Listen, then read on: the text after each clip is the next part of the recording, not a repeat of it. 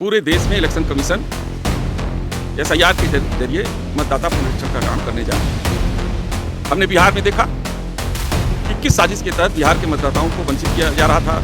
नई सूची जो बन रही थी उससे, तो जो नई मतदाता सूची बन रही है उसमें हमारे गरीबों का अधिकार न चला जाए, उनको कठिनाई का सामना न करना पड़े।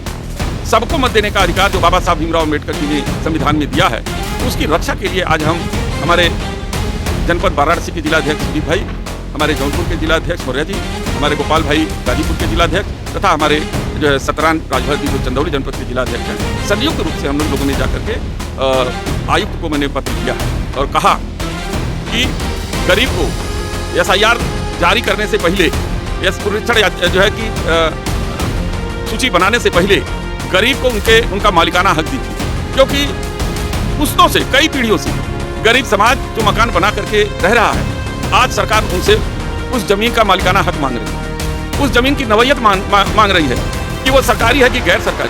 तो मैंने ये मांग किया उनसे कि जो जिस जगह बसा है, जो अपनी पीढ़ियों से वहाँ पे रह रहा है, उस सबको आप मालिकाना हक दीजिए। जो घरौनी आप बना रहे हैं, वो घरौनी जो है उनकी भी बनाइए, ताकि उनका वो अपने आप को मालिक समझ सके, वो गाँव के निवासी समझ सके। क्योंकि मुझे आशंका है कि यदि उनकी घरौनी नहीं बनेगी, यदि उनको गाँव में का निवासी नहीं बनाया गया, तो उसके जरिए उनके पहले तो मतदाता सूची से नाम कटेगा, इसके बाद उनका नाम जो है जो राशन कार्ड है वो राशन कार्ड से कटेगा।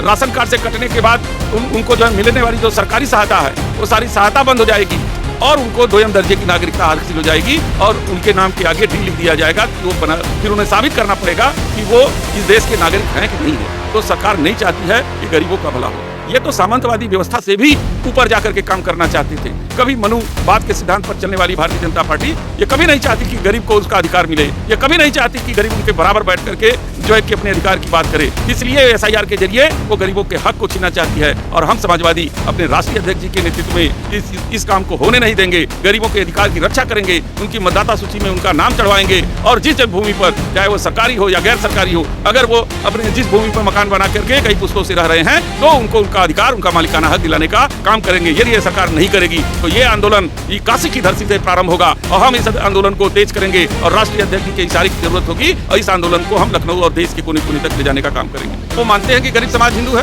क्या मानते हैं कि जो हमारा अनुसूचित जाति का है वो हिंदू है? क्या वो मानते हैं कि हमारा अति पिछड़े समाज का लोग हिंदू है? जिन लोगों ने उनको मंदिर में प्रवेश करने पर वंचित कर दिया, एक जल खाते से पानी पीना और नहाना जो है वंचित कर दिया, जिस समाज ने छुआछूत का भेदभाव पैदा किया, वो किस मुंह से कहता है कि एक रहो और नेक रहेंगे?